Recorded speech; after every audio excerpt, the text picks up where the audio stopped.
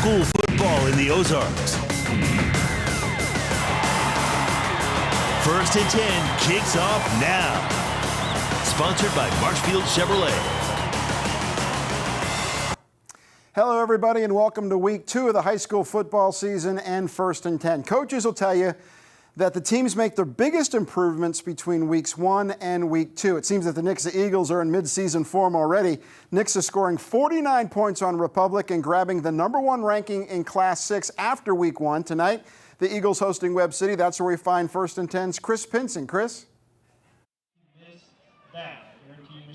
Hey, Dan. Yeah, well, tonight was an old-school throwdown right here in Nixa between the dynasty of the old Webb City and the dynasty of the present, the Nixa Eagles. And for the 5th consecutive year, it was the Eagles topping the Cardinals. Despite Mother Nature's soft showers, the Nixa faithful showed up to celebrate their seniors, none literally or figuratively bigger than Jackson Canwell, the nation's top high school player for the class of 2026. Nixa received the opening kickoff, and on the very first play, senior running back Jaden McCasker right up the middle with nothing but gray grass in front of him. 70-yard touchdown, Nixa with the early lead. Ensuing Cardinals possession, 4th and goal from the Nixa 3.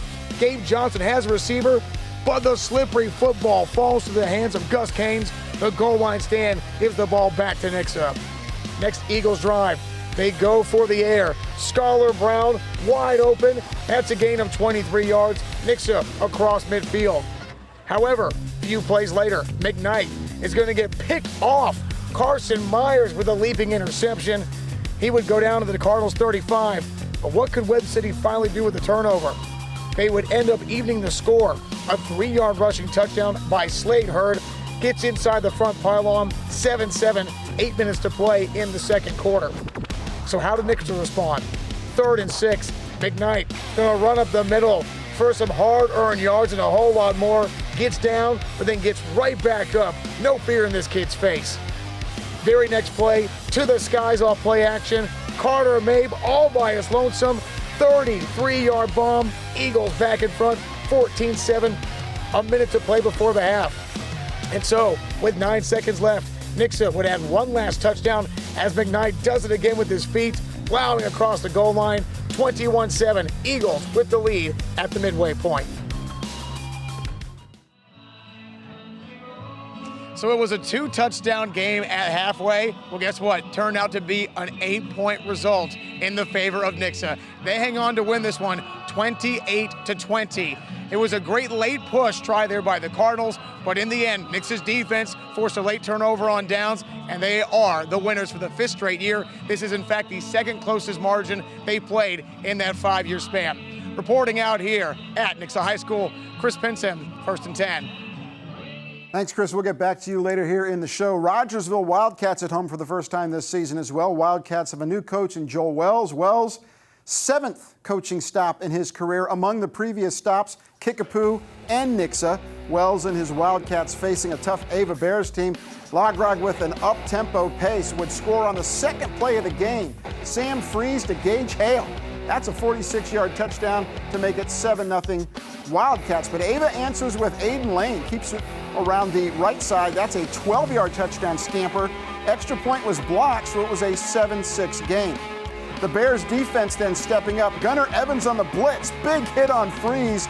The ball is popped loose. Ava's Easton Raiders recovers for the Bears, and then the Bears would cash it in. Lane, a little play-action pass to Grant Swatosh, a 14-yard touchdown pass to make it 12-7 Ava. But Rogersville answers. 4th down, and Lane throws again to the left side. And again, it's Hale. This was 4th down. That's a first down and a penalty. The very next play, end of the first quarter, Lucas White scores from a few yards out. 14-12 Rogersville. Rogersville leads this one. Last report, 27-18 in the 3rd quarter. Kickapoo Chiefs also at home for the first time in 2025. Kickapoo looking to bounce back from a season-opening loss at Joplin.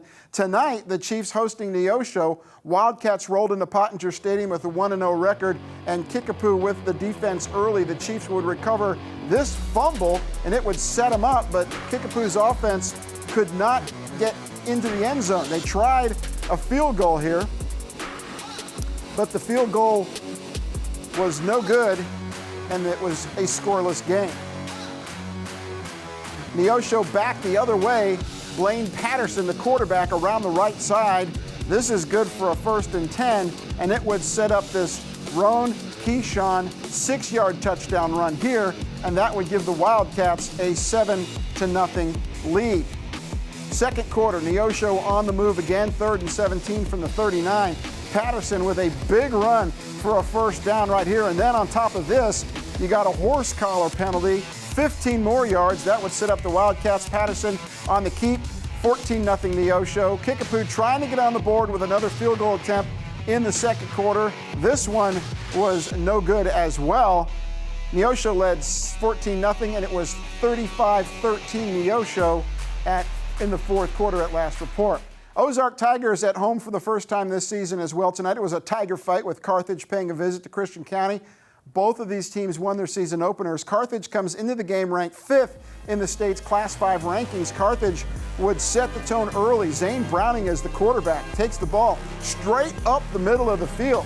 This is a 30-yard pickup for a 1st and 10, and that would set up this play. The handoff to Landon West. He bounces to the right side, in from 5 yards out to make it 7-0 Carthage Tigers. After a couple of punts on both sides, Carthage would strike again, and again it's West. Breaks a tackle right there, and then on the left side goes 20 yards for a 1st and 10, and that would set up this Browning pass to Landon Bland.